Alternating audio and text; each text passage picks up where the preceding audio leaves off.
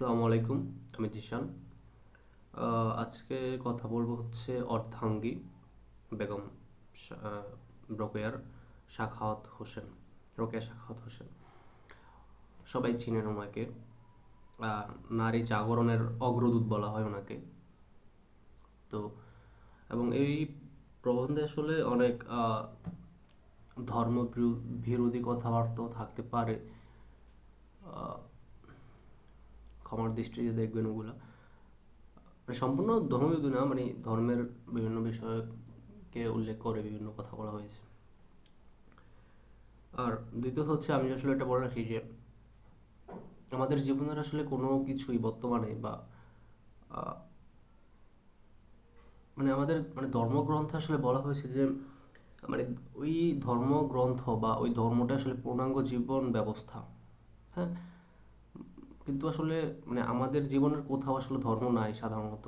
নামাজ পড়ি, হ্যাঁ, আর কি পড়ি, নামাজ, রোজা, হজ, যাদের টাকা থাকে হজ করে, জাকাত দেয়। মানে আমরা এগুলো এগুলি ধর্ম মনে করি, বাট ধর্ম আমাদের জীবনে কোথাও নাই। আমাদের না আছে আমাদের সমাজে ধর্ম আছে, না আমাদের দেশে ধর্ম আছে, কোনো একটা ব্যবস্থা, কোনো একটা সিস্টেম, কোথাও ধর্ম নাই সাধারণত। এটা মানতে হবে। আপনি যদি বলেন হ্যাঁ ধর্ম ধর্ম, কোথায়?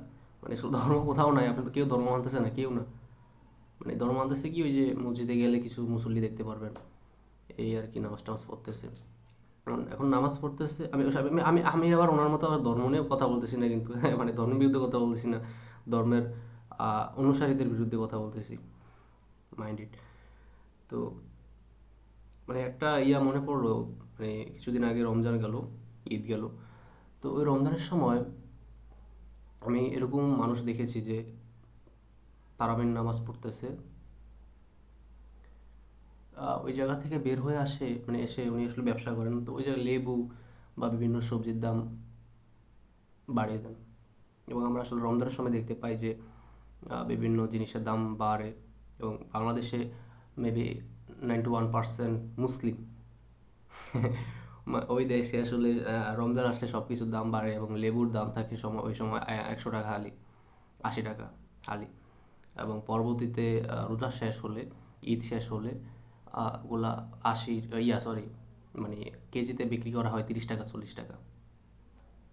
ইসলাম, আমরা ইসলাম পালন করতেছি, সবাই তো ইসলাম ইসলাম করে চিল্লাইতেছে, বা ধর্ম ধর্ম ধর্ম। ওই জায়গায় ভারতে হিন্দু ধর্ম, বাংলাদেশে মুসলিম ধর্ম, ও কি খেলা হচ্ছে। আমি কিন্তু ধর্মের বিরুদ্ধে বলতেছি না কিন্তু ভাই, মানে এটা আসলে আবার আমার মানে অ্যাটাক করার মতো কোনো করিয়েন না। মানে আমি ধর্মের বিরুদ্ধে বলতেছি না, আবার বলতেছি আমি ধর্মের অনুসারীদের বিরুদ্ধে বলতেছি, অনুসারী, মাইন্ড। তো এটাই আসলে আমি ওই রোগের সাক্ষাৎ হোসেনের কথা বলতে বলতে এটা বললাম আর কি। মানে আমি ঘামতেছি, হ্যাঁ, ফ্যান বন্ধ করে দিছি আসলে নয়েজ মানে নয়েজ যাতে না আসে, তো ওই কারণে ঘামতেছি। আচ্ছা, আমি যদি প্রথমে আমি আমি কিন্তু পুরো যে প্রবন্ধটা রয়েছে, পুরো প্রবন্ধটা নিয়ে আসলে ভিডিওটা আজকের, ঠিক আছে? তো অর্ধাঙ্গী রোকেয়া সাখাওয়াত হোসেন জন্মগ্রহণ করেন 1880 খ্রিস্টাব্দে, তার মানে অনেক আগে, অনেক আগের একটা টাইম। যে টাইমটাতে এটা কিন্তু আপনার মানে অর্ধাঙ্গী কী নিয়ে আপনারা হয়তো বা জানেন। অর্ধাঙ্গী হচ্ছে যে নারী অধিকার কিংবা নারীদেরকে পথ দেখানোর জন্য একটা ছোটোখাটো লিখা বলতে পারেন, লেখনী, লেখা, সরি।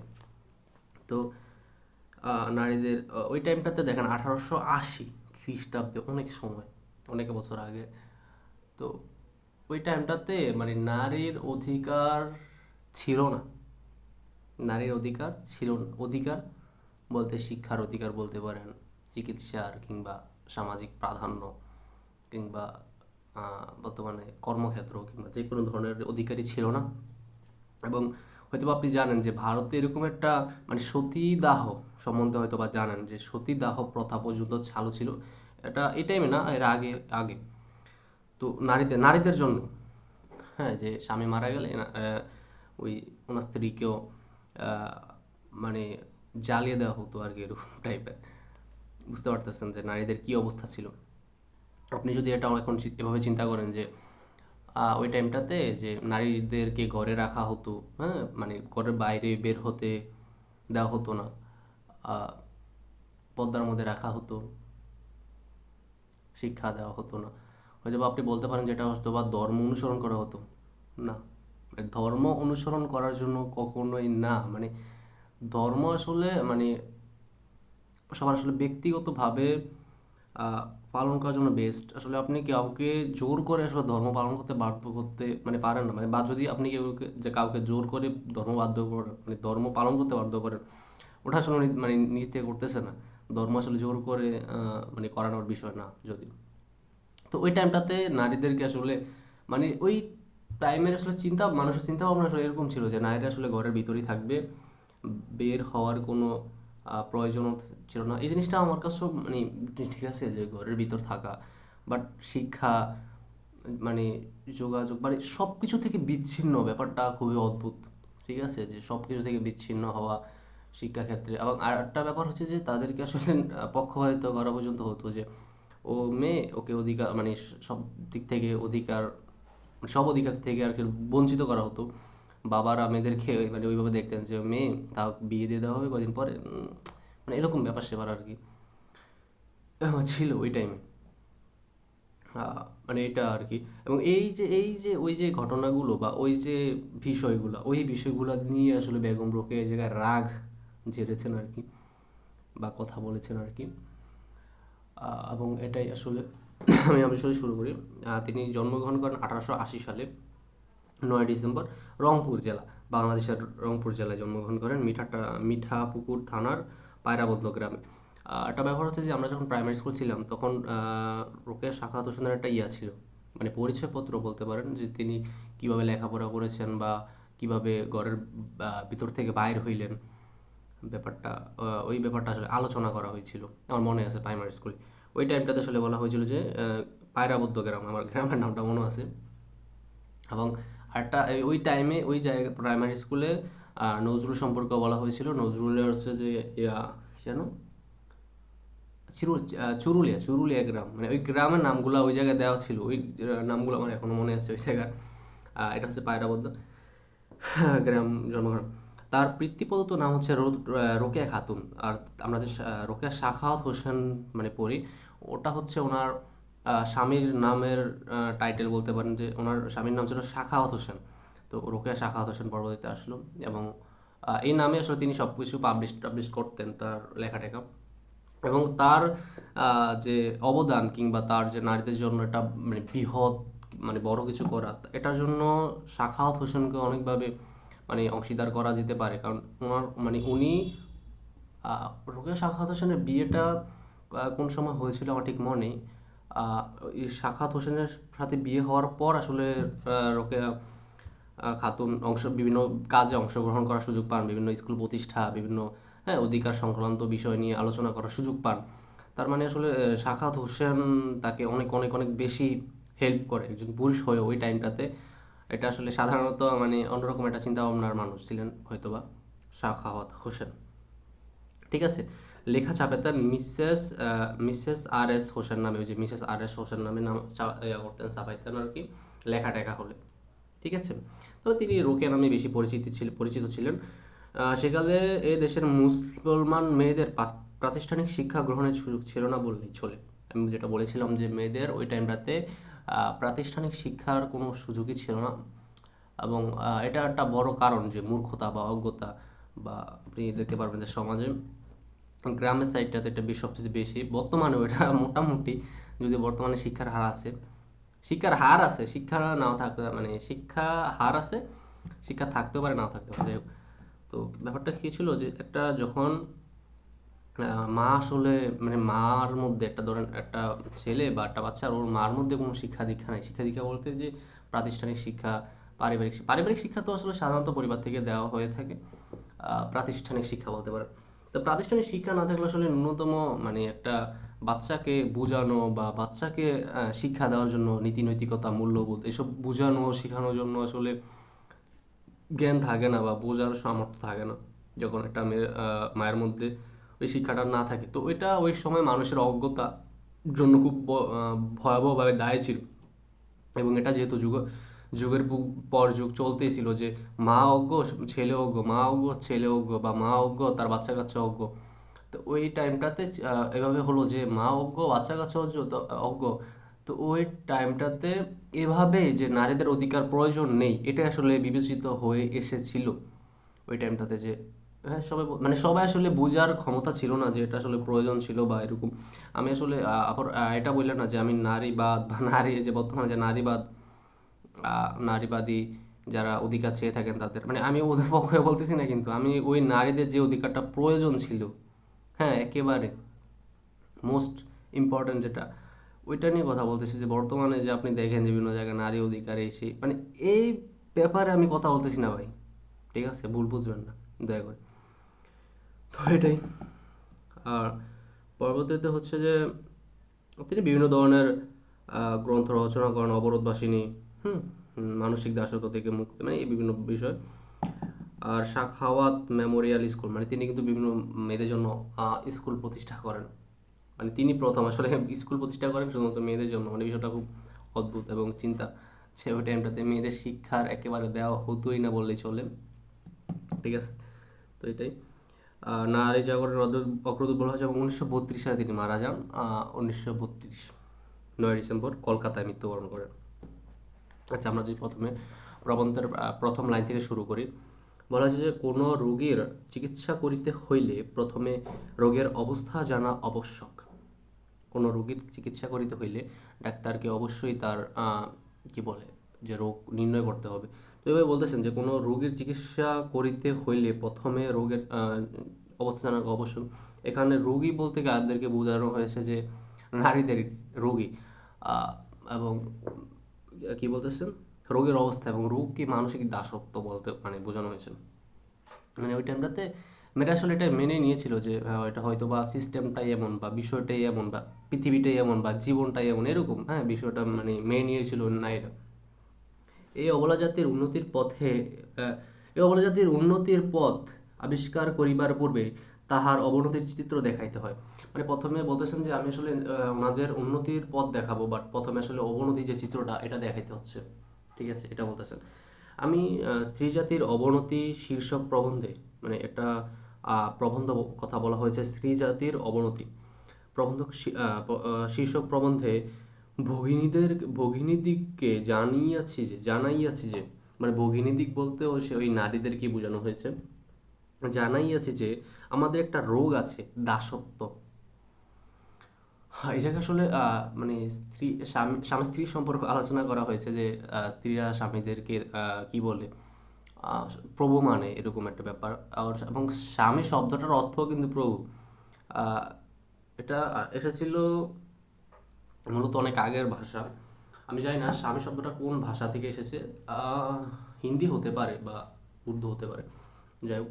তো এই স্বামী শব্দটা অর্থ হচ্ছে আসলে প্রভু বা মালিক এমন, ঠিক আছে। আমরা যে স্বামী স্ত্রী বলি, ওই স্বামী শব্দের অর্থই আসলে প্রভু। এবং কনসেপ্ট আসলে এটাই যে একটা যখন স্বামী স্ত্রীর আসলে মানে বিয়ে হয়েছে বাট মালিক তো হয়ে যায় নাই, এরকম এই কনসেপ্টটা আসলে এই জায়গায় মানে বলা হয়েছে। বিয়ে হয়েছে বাট মালিক মানে মালিক তো আসলে শুধুমাত্র উপর আলাদা, তাই না, আল্লাহ তাআলা। তো মানে মালিক কীভাবে হয়, মানে স্বামী স্ত্রীর মালিক কীভাবে হয়, এবং এটা একটা ভুল, ঠিক আছে, এটাই আর কি। তো এটা নিয়ে যদিও কিছু বলা হয় না, আমি বলতেছি। তো রোগের দাসত্ব যেরকম কারণ এবং অবস্থা কতক পরিমাণে ইতিপূর্বে বর্ণনা করা হইয়াছে, এক্ষণে আমরা দেখাইতে চেষ্টা করিব সে রোগ হওয়ায় আমাদের সামাজিক অবস্থা কেমন বিকৃত হইয়াছে। মানে বেগম রোগে এখন বলতেছেন যে আমি এখন দেখাইবো যে ওই রোগটার কারণে আমাদের সামাজিক অবস্থা কেমন খারাপ হয়েছে বা কেমন দেখতে অসুন্দর হয়েছে। ওষুধপত্রের বিধান স্থানান্তরে দেওয়া হইবে, মানে ওষুধপত্র বলতে ওই সমস্যার সমাধান আসলে দেওয়া হইবে এই প্রবন্ধে। এখানে গোড়া পর্দাপ্রিয় ভগিনীদের অবগতির জন্য দু একটা কথা বলিয়া রাখা আবশ্যক বোধ করি। পর্দাপ্রিয় ভগিনী মানে যারা আসলে পর্দাকে আপন করেন বা পর্দা করতে পছন্দ করেন এমন ভগিনী বলতে নারী, দু একটা কথা বলা আবশ্যক বোধ করি, মানে তাদেরকে দু একটা কথা বলতে মানে কি বলে ইচ্ছা করেন বা গুরুত্বপূর্ণ বলে মনে করেন। আমি অবরোধ প্রথার বিরুদ্ধে দণ্ডমান হই নাই। অবরোধ আছে, অবরোধ বলতে হচ্ছে নারীদের ঘরে থাকা। বলতেছেন যে আমি নারীদের গড়ে থাকার বিরুদ্ধে দণ্ডমান হই নাই। কেহ যদি আমার স্ত্রী জাতির অবনতি, মানে ওনার একটা প্রবন্ধ, স্ত্রী জাতির অবনতি প্রবন্ধে পদ্মা বিদ্বেষ ছাড়া, মানে পর্দা বলতে যে বুঝেনি যে মানে সবাইকে আসলে পর্দা করতে হয়, পুরুষ এবং নারী সবাইকে একটা পর্দা করতে হয়। পর্দা মিন্স নট অনলি পোশাক আশাক, ঠিক আছে? মানে পর্দা বলতে হচ্ছে যে আপনার সব কিছু মানে অশালীনতা থেকে আপনাকে দূরে থাকা, পদ্মা মিনস এটাই। তো বলতেছে পদ্মা বিদ্বেষ ছাড়া আর কোনো উদ্দেশ্য দেখিতে না পান। মানে বেগম রোকেয়া বলতেছেন যে, আচ্ছা আমি পুরোটা পড়ি। তবে আমাকে মনে করিতে হইবে আমি নিজের মনোভাব উত্তম রূপে ব্যক্ত করিতে পারি নাই, অথবা তিনি প্রবন্ধটি মনোযোগ সহকারে পড়েন নাই। আমি বলতেছি যে এখানে এখানে কি বলা হয়েছে, ওনার একটা প্রবন্ধ আছে যে স্ত্রী জাতির অবনতি। ওই প্রবন্ধতে তিনি নারীদের অধিকার সম্পর্কে বলেছেন, যা বোঝা যাচ্ছে। তো ওই জায়গায় যদি কেউ পড়ে পদ্মা বিদ্বেষ ছাড়া, মানে পদ্মার বিরুদ্ধে ছাড়া অন্য কোনো উদ্দেশ্য দেখিতে না পান, মানে উনি যে লিখেছেন ওখানে পদ্মা বিরুদ্ধ মানে পদ্মার বিরুদ্ধে কথা ছাড়া অন্য কিছু দেখিতে না পান বা অন্য কিছু বুঝতে না পারেন, তাহলে ওনাকে মনে করতে হবে যে উনি হয়তো বা সম্পূর্ণভাবে প্রকাশ করতে পারে নাই নিজের মনের ভাবটা, কিংবা যে মানে ওই পড়েছিল সে হয়তো বা ঠিকঠাক করে পড়তে পারে নাই বা বুঝতে পারে নাই। তার মানে হচ্ছে যে উনি এটা বোঝাতে চাচ্ছেন যে মানে উনি শুধুমাত্র পদ্মার বিরুদ্ধে বলতেছেন না, বা পদ্মার বিরুদ্ধে তার কোনো আক্ষেপ নাই, হ্যাঁ ঠিক আছে, পর্দা একটা ধর্মীয় ব্যাপার সেবা সবাই করতে হবে, বা এটা মানে যা যা ব্যক্তিগত ব্যাপার সে সে করবে। এটার মধ্যে অধিকার টেনে আনা বা একটা অধিকার স্থাপন করা বা শিক্ষা দেখানো বা এইসব কোনো ব্যাপার না, মানে পদ্মা যা যা ব্যক্তিগত ব্যাপার সেবার তাকে তাকে করতে হবে, ঠিক আছে? এটা আসলে আপনি যদি কি বলেন, এটা কিন্তু সমষ্টিগত ইবাদত বললে মানে বলেন না আর কি, ব্যাপারটা এরকম যে পদ্মা যা যার ব্যাপার শেষে করবে, এটা তার তার জিনিস, ঠিক আছে? পদ্মার ব্যাপারে কোনো কথা বলেন না, কোনো কথা বলেন না এমন না যে পদ্মা বিদ্বেষ ছাড়া আর কোনো উদ্দেশ্য দেখিতে না পান, মানে শুধুমাত্র যে পদ্মার বিরুদ্ধে বলছেন এরকম না। পদ্মার উদ্দেশ্য কোনো উদ্দেশ্য দেখিতে না পান, তবে আমাকে মনে করিতে হইবে তার মানে তিনি সম্পূর্ণ রূপে তার মনোভাব প্রকাশ করতে পারেন নাই, কিংবা যে পড়েছে সে ঠিকঠাকভাবে পড়ে নাই।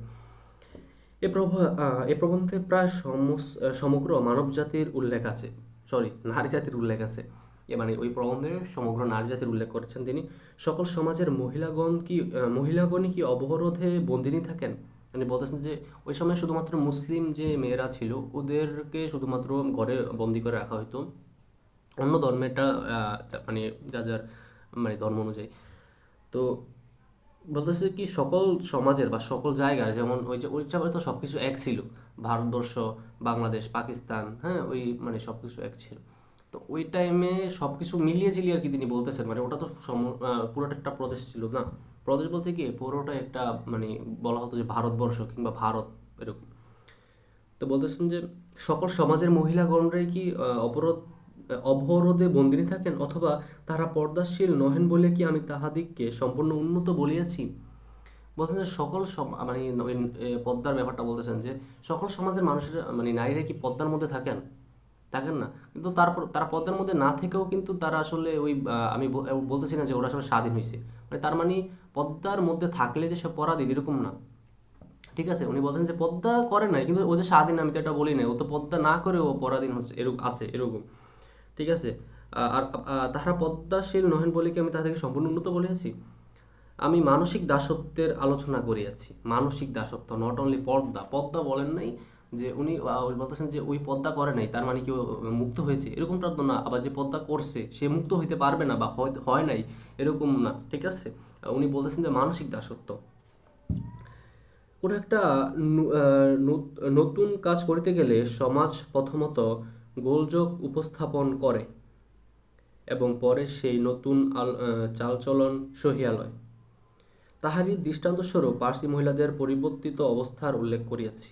মানে এই জায়গায় পার্সি মহিলাদের একটা ঘটনার কথা উল্লেখ করবেন।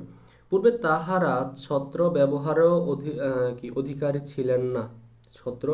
তারপর তাহাদের বাড়াবাড়িটা সীমা লঙ্ঘন করিয়াছে, তবু তো পৃথিবী ধ্বংস হয় নাই। এই জায়গায় মেবি পদ্মার কথাই বলা হয়েছে। পূর্বে তারা ছত্র ব্যবহারেও অধিকারিণী ছিলেন না, তারপর তাদের বাড়াবাড়িটা সীমা লঙ্ঘন করিয়াছে, তবু তো পৃথিবীর ধ্বংস হয় নাই। এখন পার্সি মহিলাদের পর্দা মোচন হইয়াছে সত্য, কিন্তু মানসিক দাসত্ব মোচন হইয়াছে কি? অবশ্যই তা হয় নাই। আচ্ছা, এখানে পর্দার কথাই বলতেছেন যে মানে পর্দা করতেছে মানে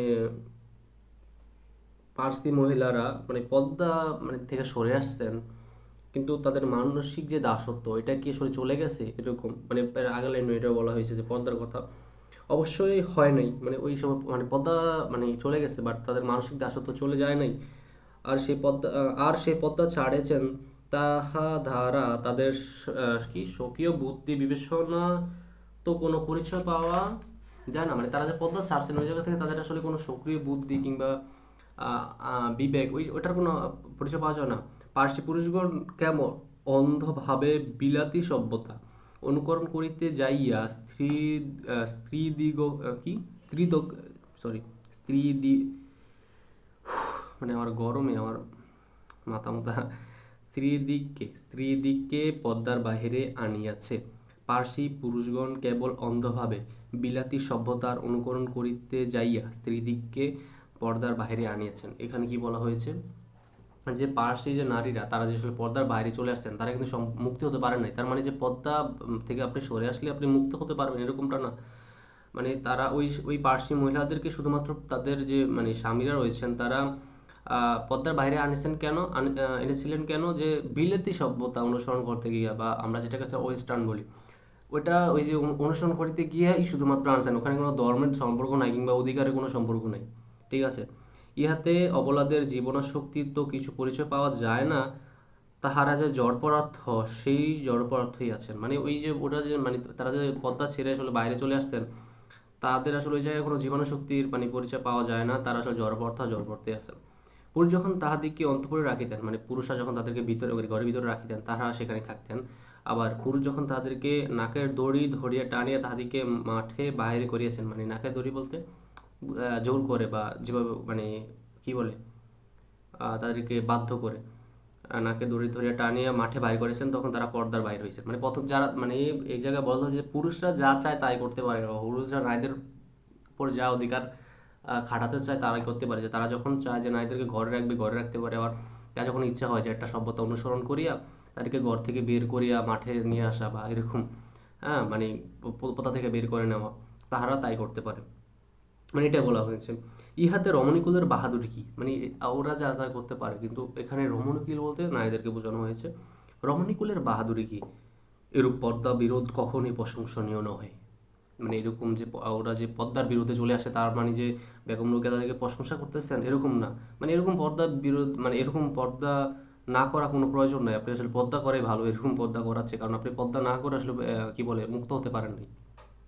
ঠিক আছে, কলম্বাস যখন আমেরিকা আবিষ্কার করিতে কৃতসংকল্প হন, কলম্বাস একজন ব্যক্তিত্ব বলতে মানে ব্যক্তির কথা বলা হয়েছে, আবিষ্কার করিতে কৃতসংকল্প হন, তখন লোকে তাহাকে বাতুল বলে নাই। কি বাতুল বলতে হচ্ছে পাগল। হ্যাঁ, মানে কলম্বাস যখন আমেরিকা আবিষ্কার করিতে, ও আচ্ছা কি আমেরিকা বলতে কি কলম্বাস বলতে আসলে যিনি আমেরিকা আবিষ্কার করতেন সর্বপ্রথম, মানে আমেরিকা মানে আসতেন সর্বপ্রথম, তো আমেরিকা আবিষ্কার করিতে কৃতসংকল্প হন। মানে ওটা কিন্তু মানে ভুল ইনফরমেশন হতে পারে যে আমেরিকা সর্বপ্রথম আসছেন, হ্যাঁ ভুল ভুল ইনফরমেশন হতে পারে। আচ্ছা যাই হোক, কলম্বো যখন আমেরিকা আবিষ্কার করতে কৃতসংকল্প হন বা মানে কি বলে এটাকে সংকল্প মানে ইচ্ছা প্রকাশ করেন, তখন লোকে তাকে বাতুল বলে নাকি, মানে তখন কি লোকে তাকে পাগল বলে নাই? নারী আপন সত্য স্বামিত্ব বুঝিয়া আপনাকে নরের ন্যায় শ্রেষ্ঠ জ্ঞান করিতে চাহে, ইহা বাতুলতা বইয়ার কি। মানে বলতে হচ্ছে যে নারীরা যখন ওইভাবে একইভাবে যে নারীদের যখন মানে অন্তঃপুর থেকে বাইর করিয়া বা মানে ঘরের থেকে বাইর করিয়া শিক্ষিত করার চেষ্টা করা হইবে, তো এটাও তো মানুষ আসলে বাতুলি বলবে বা এটাকে আসলে মানুষ পাগলামি বলবে, এটাই মানে বোঝানো হয়েছে মেবি। পুরুষগণ স্ত্রী জাতির প্রতি যতটুকু সম্মান প্রদর্শন করেন তাহাতে আমরা সম্পূর্ণ তৃপ্ত হইতে পারি না।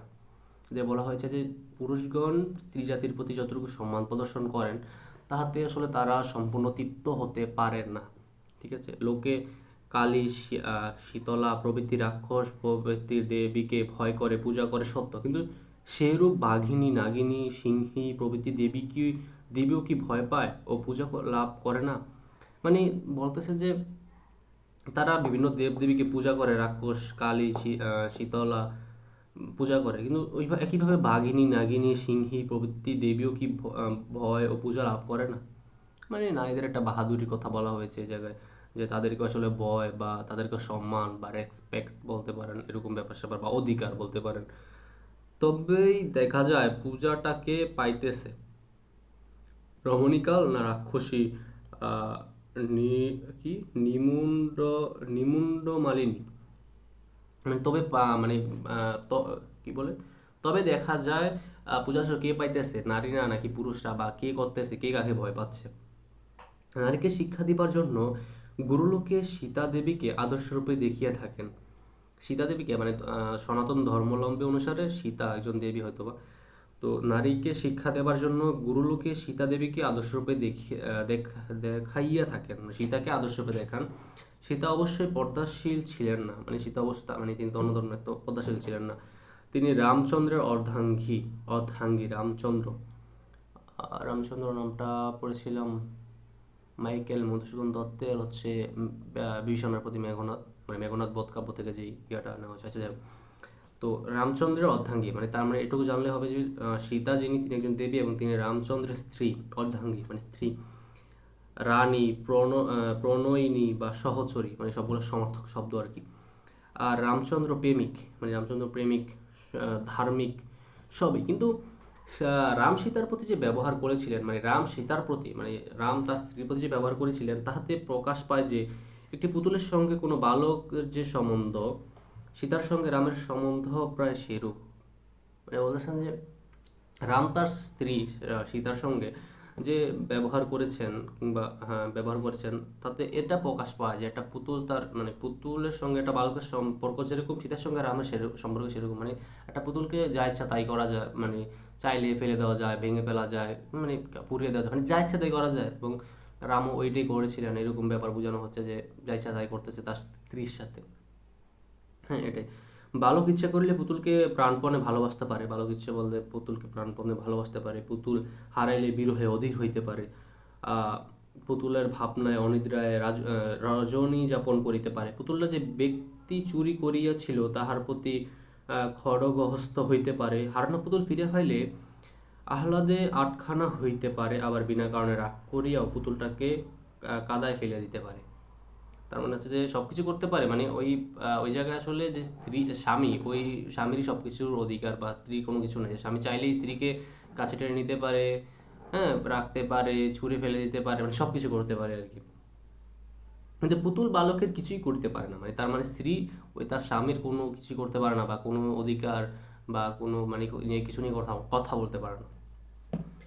কারণ হস্তপদ থাকা সত্ত্বেও পুত্তলিকা অচেতন পদার্থ। পুত্তলিকা মানে হচ্ছে যে নারীদেরকে, তার মানে তাদেরকে হাত থাকা সত্ত্বেও তারা আসলে অচেতন, তার মানে তারা হুঁশে নাই, এরকম মানে বোঝানো হয়েছে। বালক তাহার পুতুল স্বেচ্ছায় আনলে উৎসাহ করিতে পারে। পুতুল পুড়িয়া গেল দেখিয়া ভূমে লুটাইয়া ধূলি দূষরিত হইয়া উচ্চস্বরে কাঁদিতে পারে। মানে পুরুষ সব কিছু করতে পারে, বা মানে স্বামী সব কিছু করতে পারে, পুরুষ মানে তার স্ত্রী চলে গেলে সে কাঁদতে পারে, সে আবার তাকে আনতে পারে, সব কিছু পারে, বাট স্ত্রী পারে না, এটা বলা হয়েছে। রামচন্দ্র স্বামিত্বের 16 পরিচয় দিয়েছেন, মানে মানে তার যে স্বামীর অধিকার বা স্বামীর যে ব্যক্তিত্ব বলতে পারেন, সব কিছু পরিচয় দিয়েছে। আর সীতা কেবল প্রভু রামের সহিত বনযাত্রার ইচ্ছা প্রকাশ করিয়া দেখিয়াছেন যে তাহা ইচ্ছা প্রকাশের সত্যি আছে। আর মানে তার যে মানে স্থিতা, তার স্বামীর সঙ্গে বনবাসে ইচ্ছা, বনযাত্রার ইচ্ছা প্রকাশ করিয়া দেখিয়াছেন যে তারও ইচ্ছা প্রকাশ হইতেছে। রাম বেচারা অবোধ বালক, সীতার অনুভব করার ইচ্ছা, অনুভব করার শক্তি আছে, ইহা তিনি বুঝিতে চাহেন নাই। মানে সীতারও যে তার স্ত্রীরও যে অনুভব করার বা অনুভূতি রয়েছে, তিনি তা বুঝেন নাই আর কি, বুঝতে চান নাই। কেননা বুঝিয়া কার্য করিতে গেলে স্বামিত্বটা পূর্ণমাত্রায় খাটানো যেত না। এই জায়গায় আসলে স্বামীদেরকে ইয়া করা বলা হয়েছে যে স্বামী চাইলে আসলে পারে স্ত্রীর সকল অধিকার রক্ষা করতে বা স্ত্রীকে যথার্থ সম্মান দিতে, বাট এটা হইলে তো আবার মানে স্বামীর যে অধিকার এটা থেকে, মানে স্বামী যে স্ত্রীর উপর একটা বল প্রয়োগ করা এরকম, ওইটা আসলে পারে না, বা এটা মানে কটাকে পুরুষরা স্বামিত্ব বলে মনে করে, এরকম ব্যাপার বোঝানো হয়েছে যে স্বামী চাইলে পারে বাট করে না। সীতার অমন পবিত্র হৃদয়খানি অবিশ্বাসের পদাঘাতে ধলিত ও চূর্ণ করিতে পারা যাইত না। আচ্ছা, দেশকালের নিয়ম অনুসারে কবির ভাষায় সুর মিলিয়া না হয় মানিয়ে লই যে আমরা স্বামীর দাসী নই, অর্ধাঙ্গী। আমরা তাহাদের গৃহে গৃহিণী, মরণে না হয় অন্তত তাহাদের চাকুরি উপলক্ষে যথাতথা অনুগামিনী, সুখে দুঃখে সমভাগিনী, ছায়াতুল্য, সহচর ইত্যাদি। মানে সেখানে বলা হয়েছে যে আমরা মানি নিলাম যে আমরা সব কিছু, যে তাদের অর্ধাঙ্গী, তাদের সহচরণী, তাদের সুখে দুঃখে সব কিছু তাদের পাশে থাকি বা এরকম ব্যাপার। কিন্তু কলিযুগে আমাদের ন্যায় অর্ধাঙ্গী লইয়া পুরুষগণ কিরূপ বিকলাঙ্গ হইয়াছেন। কলিযুগ বলতে আহ, হিন্দু ধর্মাবলম্বীদের অনুসারে বা তাদের ধর্ম বিশ্বাস অনুসারে বর্তমান যে যুগ, এটাকে তারা মেবি কলিযুগ বলে থাকেন। তার আগে সত্যযুগ, এখন কলিযুগ। আর এটার ইয়াটা হচ্ছে যে সত্যযুগে সব কিছু ভালো ভালো জিনিস হতো এবং কলিযুগে সবসময় খারাপ খারাপ জিনিস হয়, এরকম। ঠিক আছে, সময়কে আসলে ভাগ করে ধর্ম অনুযায়ী। হ্যাঁ, কিন্তু কলিযুগে আমাদের ন্যায় অর্ধাঙ্গী লইয়া পুরুষগণ কিরূপ বিকলাঙ্গ হয়েছেন, তার মানে হচ্ছে ওই যে অর্ধাঙ্গী যে বলা হয়েছে স্ত্রীকে, স্বামীর, ওইটা নিয়ে আসলে তিনি কথা বলতেছেন যে স্বামীরা আমাদের মতো যে নারীদেরকে তাদের অর্ধাঙ্গ বলিয়া এবার কিরূপ একটা বিকলাঙ্গ তৈরি হয়েছে, ওটাই তিনি চিত্র সহকারে দেখাবেন। তাহা কি কেহ একটু চিন্তাক্ষে দেখিয়াছেন? আক্ষেপের বিষয় যে আমি চিত্রকর নই, তিনি আক্ষেপের বিষয় আক্ষেপ প্রকাশ করতেছেন যে তিনি চিত্রকর নন, নতুবা এই নারীরূপ অর্ধাঙ্গ লইয়া তাদের কেমন অপরূপ মূর্তি হইয়াছে তা আঁকাইয়া দেখাইতাম। তিনি বলতেছেন যে নারীদের যেহেতু পুরুষদেরকে অর্ধাঙ্গী বলা হয়, তখন যদি অর্ধাঙ্গী বলা হয়েই থাকে তখন এটা কি হয়, একটা পুরুষের অর্ধেক করলে একটা কাটলে এপাশে পুরুষ এপাশে নারী, এটা যদি ম্যাচ করানো হয় এটা কেমন দেখা যায়, এটা বলতেছেন উনি। এবং উনি যদি চিত্র শিল্পী হইতেন, ওটা আসলে আঁকিয়ে দেখাইতেন যে কেমন দেখা যায়। ঠিক আছে। এবং আমাকে প্রচণ্ড পরিমাণ ঘাম দিতেছে, প্যান বন্ধ করে রাখছি শব্দ আসার। আচ্ছা, কি জানি বলতেছে। আচ্ছা, আমাদের সাংসারিক জীবনটা দ্বিচক্র শকটের ন্যায়। দ্বিচক্র শকট বলতে হচ্ছে চাকা, দ্বিচক্র, চাকা, শকট। এই শকটের এক চক্র, সরি, শকট বলতে হচ্ছে যে সাইকেল, আর দ্বিচক্র মানে হচ্ছে যে দুইটা চাকাওয়ালা সাইকেল। এই শকটের এক চক্র পতি আর এক চক্র পত্নী, এক চক্র হচ্ছে পুরুষ এবং এক চক্র হচ্ছে মহিলা, স্ত্রী স্বামী। তা ইংরেজি ভাষায় ভাষায় কথায় কথায় স্ত্রীকে অর্ধাঙ্গী বা পার্টনার, হ্যাঁ, উত্তমার্ধ বা বেটার হাফ ইত্যাদি বলে। জীবনের কর্তব্য অতি গুরুতর ও সহজ নহে। সুকঠিন গার্হস্থ্য ব্যাপার সুশৃঙ্খলে কে পারে চালাতে, রাজ্য শাসনের রীতিনীতি সূক্ষ্মভাবে রয়েছে ইহাতে। একটা কবিতার একটা অংশ বলেছেন তিনি। আচ্ছা, তার বোধ হয় এই গার্হস্থ্য ব্যাপারটাকে মস্তক স্বরূপ করিয়া কল্পনা করিয়া কি শাস্ত্রকারগণ, আরে ভাই আমার বানান করতে এখন অসুবিধা হচ্ছে এখন। শাস্ত্রকারগণ পতি ও পত্নীকে তাহার অঙ্গস্বরূপ বলিয়াছেন। তবে দেখা যাক বর্তমান যুগে সমাজের মূর্তিটা কেমন আর কি। মনে করেন এক স্থানে পূর্ব দিকে একটা বৃহৎ দর্পণ আছে, দর্পণ আয়না, যাহাতে আপনি আপাদমস্তক নিরীক্ষণ করিতে পারেন, আপাদমস্তক আপনার সম্পূর্ণ শরীর দেখতে পারেন। আপনার দক্ষিণ অংশ পুরুষ ভাগ এবং বামাঙ্গ ভাগ স্ত্রী, এক ভাগ স্ত্রী এক ভাগ পুরুষ আপনার দেহের। ওই দর্পণের সম্মুখে দাঁড়িয়ে দেখুন আপনার দক্ষিণ বাহু দীর্ঘ 30 ইঞ্চি, এক বাহু বড়, বাম এবং স্থূল বাম বাহু দৈর্ঘ্যে 24 ইঞ্চি ক্ষীণ, ওটা ছোট। দক্ষিণ চরণ দৈর্ঘ্যে এত ইঞ্চি, 12 ইঞ্চি, বাম চরণ। আচ্ছা, আমি এই জায়গাটা না পড়ে আমি বলি যে বলা হয় যে কল্পনা করা হচ্ছে যে যেহেতু নারীদেরকে তাদের অর্ধাঙ্গী বলা হয় বা তাদের দুঃখে দুঃখিনী, হ্যাঁ, সুখে সুখিনী, এমন বলা হয় বা অর্ধাঙ্গী বলা হয়ে থাকে। যদি পুরুষের অর্ধেক যদি নারী ভাবা হয় বা আর অর্ধেককে পুরুষ ভাবা হয়, তখন তাদেরকে দেখতে কেমন লাগে, একদিক বড়, কারণ পুরুষটা একটু দৈহিকভাবে বড় হয়ে থাকে নারীদের থেকে।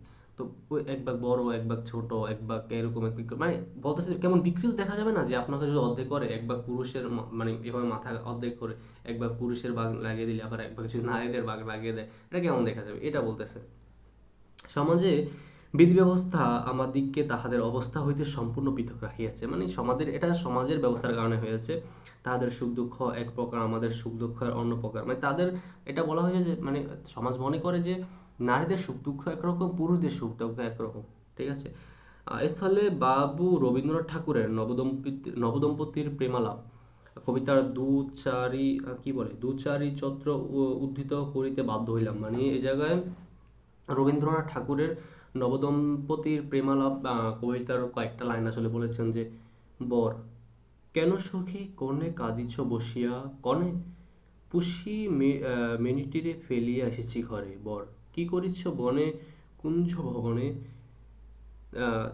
কি খেতেছি বসিয়া টোপা কুল, জগৎ ছানিয়া কি দিব আনিয়া, জীবন করি ক্ষয় তোমা তরে সখী, বল করিব কি, কনে আমার কুল পার গোটা ছয়, বিরহের বেলা কেমনে কাটিবে, দেব পুতুলের বিয়ে।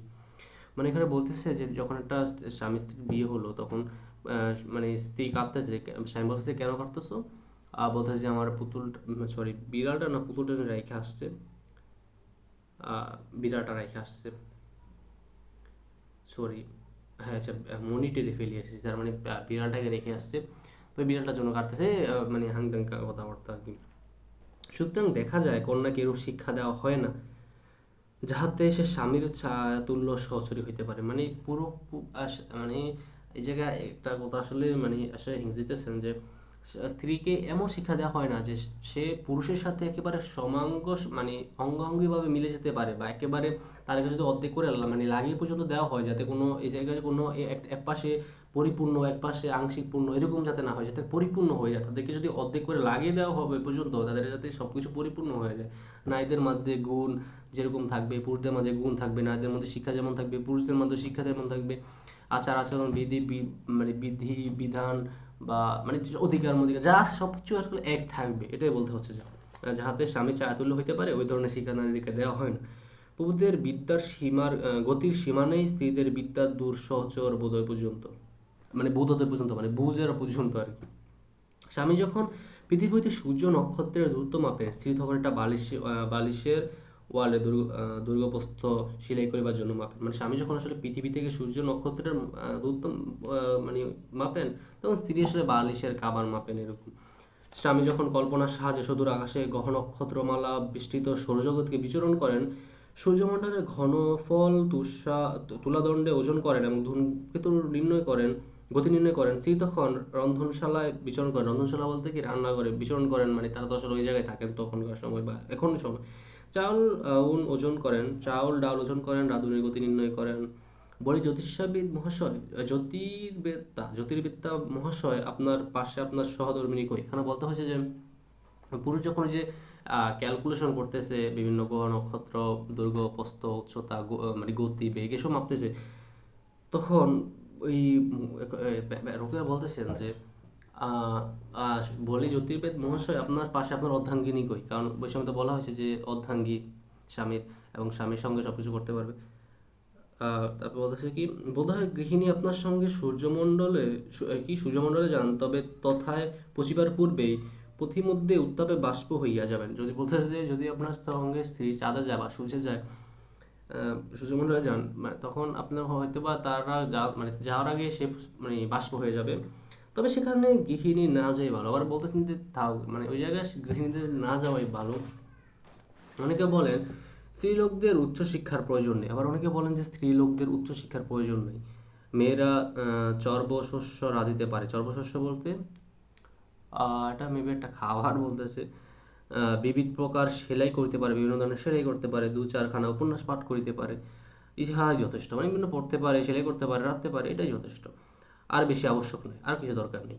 কিন্তু ডাক্তার বলেন আবশ্যক আছে, যেহেতু মাতার দোষ গুণ লইয়া পুত্রগণ ধরাধমে অবতীর্ণ হন। এজন্য দেখা যায় আমাদের দেশে অনেক বালক শিক্ষার ব্যর্থতারণায় কণ্ঠস্থ বিদ্যার জোরে FA BA পাস করে বটে, কিন্তু বালকের মনটা তাহার মাথার সহিত রান্নাঘরেই ঘুরতে থাকে। তাহার বিদ্যা পরীক্ষায় এ কথায় সত্যতা উপলব্ধি হইতে পারে। মানে এই জায়গায় বলা হয়েছে কি, মাতা যেহেতু মানে শিক্ষা গ্রহণ করেন নাই, এবং পুত্র যখন ওই মাতার মানে মায়ের পেট থেকে জন্মগ্রহণ করেন, ওই মা মানে পুত্রের মধ্যে স্বাভাবিকভাবে মায়ের দোষগুণ এসব থাকবে। তো ওই পুত্রের মধ্যে ওই মায়ের দোষগুণই থাকে এবং সে পড়াশোনা করতে চায় না, এবং কি বলে মাতার সঙ্গেই পড়ে থাকতে চায়, রান্নাঘরে পড়ে থাকতে চায়। এবং একটা মেয়ে আসলে রান্নাঘরে পড়ে থাকতে পারে, বাট একটা পুরুষ যখন রান্নাঘরে পড়ে থাকতে মানে পারে না, তাই না, ওকে তো আসলে বিভিন্ন ধরনের কাজ করতে হয়। তো এটা বলতেছে যে পুরুষদেরকে তো মানে আপনাদের সমাজ ব্যবস্থা অনুযায়ী তো পুরুষদেরকে কি বলে শিক্ষা অর্জন করতে হয়, কিন্তু যখন ওই মানে অজ্ঞাত মায়ের পেট থেকে যখন ওই বাচ্চাটা জন্মগ্রহণ করে, তখন তো আসলে ওর মধ্যে ওই শিক্ষাটা থাকে না, বা ও শিক্ষা গ্রহণ করার মধ্যে আসলে উৎসাহ হয় না এবং উৎসাহী হয় না। এবং ওই বাচ্চাটা যখন দেখে তার মা আসলে শিক্ষা গ্রহণ করে নাই, ওর বাচ্চাটার মধ্যে শিক্ষা গ্রহণ নিয়ে কোনো আগ্রহ, কিংবা ওই মা আসলে বাচ্চাটাকে ওইভাবে মানে শিক্ষা গ্রহণ করতে উৎসাহী করতে পারেন না, এরকমভাবে বলা হয়েছে। আমরা জনৈক বন্ধু তাহার ছাত্রকে উত্তর দক্ষিণ প্রবৃদ্ধি নির্ণয়ের কথা বুঝাইতেছিলেন। শেষ তিনি মানে প্রশ্ন করিলেন, যদি তোমার দক্ষিণ হস্ত পশ্চিমে এবং বাম হস্ত পূর্বে থাকে, তবে তোমার মুখ কোন দিকে হইবে? উত্তর পাইলেন, আমার পশ্চাৎ দিকে। আচ্ছা, যাহারা কন্যার ব্যায়াম করা অনাবশ্যক মনে করেন, তাহারা দহিত্রকে হষ্টপুষ্ট পালহওয়ান দেখিতে চাহেন কি না? আচ্ছা, বলতেছে যে যারা মানে নারীদেরকে আসলে ব্যায়াম করতে উৎসাহ দেন না বা মানে ব্যায়াম করার বিপক্ষে, তারা কি তাদের পুত্রকে মানে তারাও কি তার পুত্রকে পালনের মধ্যে দেখতে চান? মানে বলতেছে যে মায়ের মানে স্বাস্থ্য বা মায়ের ঠিক নেই, মানে বডি ফিটনেস ঠিক নেই, সেই মায়ের পেট থেকে কিভাবে আবার একটা ভালো কি বলে ফিটনেসওয়ালা বাচ্চা জন্মগ্রহণ করবে, সন্তান জন্মগ্রহণ করবে, এটাই বলা হয়েছে। আচ্ছা, আমি একটু স্কিপ করে মানে পড়ে যাচ্ছি আর কি। এখন মুসলমান সমাজে প্রবেশ করা যাক, মানে একবার মুসলমান সমাজে প্রবেশ করা যাক। মুসলমানের মতে আমরা পুরুষের অর্ধেক, অর্থাৎ দুজন নারী একজন নরের সমতুল্য, অথবা দুটি ভাতা একটি ভগিনী একত্র হইলে আমরা 2.5 জন হই। তার মানে হচ্ছে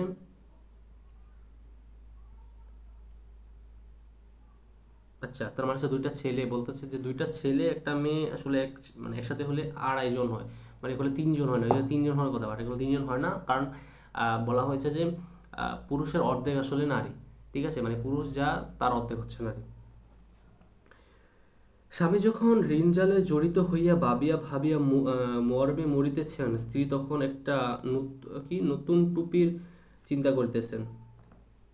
নূতন টুপির মানে, আচ্ছা আমি পুরোটা বলতেছি।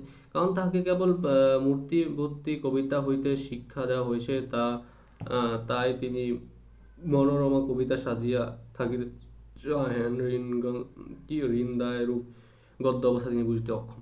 আচ্ছা, এখানে বলা হয়েছে কি যে স্বামী যখন আসলে ঋণগ্রস্ত হয়ে চিন্তায় পড়ে থাকেন বা ঋণ সমাধান করতে পারেন না, ঋণ দান মানে দিতে পারেন না, তখন স্ত্রীদিগণও আসলে এটা নিয়ে কোনো চিন্তা করে না, কারণ তারা আসলে এটা নিয়ে চিন্তা করার মানে অভ্যাস নাই কিংবা অভিজ্ঞতা নাই, বা তাদেরকে আসলে চিন্তা করা করতে বলা হয় না, বা তারা চিন্তা করার অধিকারও দেওয়া হয় না। মানে ওদেরকে আসলে এইভাবে তৈরি করা আছে যে তোমরা এভাবে এইসবের মধ্যে থেকো না, ওসবের মধ্যে থেকো। তো বলা হয়েছে যে যদি স্ত্রীদিগণেরা এটার মধ্যে আসতেন বা তারা তাদের মানে স্বামীকে এটার মধ্যে থাকে হেল্প করতেন, তাহলে হয়তো বা সমস্যাটা খুব সহজে সমাধান হতো। এখন হচ্ছে না, কারণ তারা আসলে অন্যমনস্ক, বা তারা মানে রান্নার দিকে মনোযোগ, তাদের আসলে ওই সেলাই করার দিকে মনোযোগ, মানে এটা বলতেছেন। এখন আমি অপার্থিব সম্পত্তির কথা বলবো। অপার্থিব সম্পত্তি বলতে চোখে দেখা যায় না, মানে আর কি, মানে অপার্থিব বলতে কি আমি মানে বলে গেলাম বাংলা সংখ্যাটা, মানে অপার্থিব বলতে আসলে যেটা ধরা যায় না বা চোখে দেখা যায় না, অনুভব করা যায় শুধুমাত্র, এরকম। পিতা স্নেহ যত্ন ইত্যাদি অপার্থিব সম্পত্তি, মানে স্নেহ মমতা ভালোবাসা এরকম এইসব জিনিস অপার্থিব। এখানে পক্ষপাতিতার মাত্রা বেশি, যে যত্ন স্নেহ কি বলে হৈতিশিকতার অর্ধেক কি আমরা পাই কই, যিনি পুত্রের সুশিক্ষার জন্য 4 জন শিক্ষক নিযুক্ত করেন। আচ্ছা, বলা হয়েছে যে অপার্থিব সম্পত্তির কথা, যেখানে আসলে নারীরা এই জায়গায় আসলে বঞ্চিত পুরুষদের থেকে, যে বাবা বা মা তারা আসলে ওই ছেলেকে বেশি ভালোবাসেন, এরকম। যে জায়গায় মানে কি বলে মানে পুত্রের জন্য 4টা শিক্ষক বরাদ্দ করা হয়, ওই জন্য মানে কন্যার জন্য 2টা শিক্ষক নিযুক্ত করেন না, ঠিক আছে। যেখানে পুত্র 3টা বিএ পাশ করেন বা 1.5টা, সেখানে কন্যা 1.5টা পাশ করেন, কি মানে বলা হয়েছে যে যেখানে পুত্র এতটা শিক্ষা অর্জন করেন, সেখানে মেয়েরা তো অর্ধেক পর্যন্ত করার কথা, কারণ মেয়েরা অর্ধেক বলা হয়েছে, অর্ধেক তো করে না, এটাই বলা হয়েছে। যে স্থলে ভ্রাতা শামসুল্লামা সে স্থলে ভাগিনী নজমুল উলামা হইয়াছেন, তাহাদিকে অন্ধকারে গগনে অসংখ্য নবযৌবন হইতেছেন, কিন্তু আমরা সাহিত্যের গগনে দেখিতে চাই। বলতে যে ওই জায়গায় যে জায়গায় মানে পুত্ররা বা স্বামীরা মানে পড়াশোনা করে বিভিন্ন জায়গায় জায়গায় ভালো কাজ করতেছে, বিভিন্ন প্রতিষ্ঠানে ভালো কাজ করতেছে, বিভিন্ন জায়গায় ভালো অবদান রাখতেছে, অধিকার পাচ্ছে, সে জায়গায় নারীরা কোনো কিছু পাচ্ছে না বা কোনো কিছু করতে পারছে না, এবং তাদেরকে সুযোগ দেওয়া পর্যন্ত হচ্ছে না, ঠিক আছে। আচ্ছা, আমাদের দেশে আমাদের জন্য এদেশে শিক্ষার বন্দোবস্ত সচরাচর এরূপই, মানে আমাদের জন্য আসলে নারীদের জন্য শিক্ষার ব্যবস্থা আসলে এরকমই প্রথমে আরবীয় বর্ণমালা, তারপর কোরআন শরীফ পাঠ, কিন্তু শব্দগুলি অর্থ বুঝাইয়া দেওয়া হয় না। ঠিক এভাবে যে আমাদের সমাজে কেমন হয় পড়াশোনা, যে সাধারণত মুসলিমরাই তো আরবি পড়ে, তো তাদেরকে আসলে প্রথমে বর্ণমালা পড়ায়, যে আলিফ বা তাসা, তারপর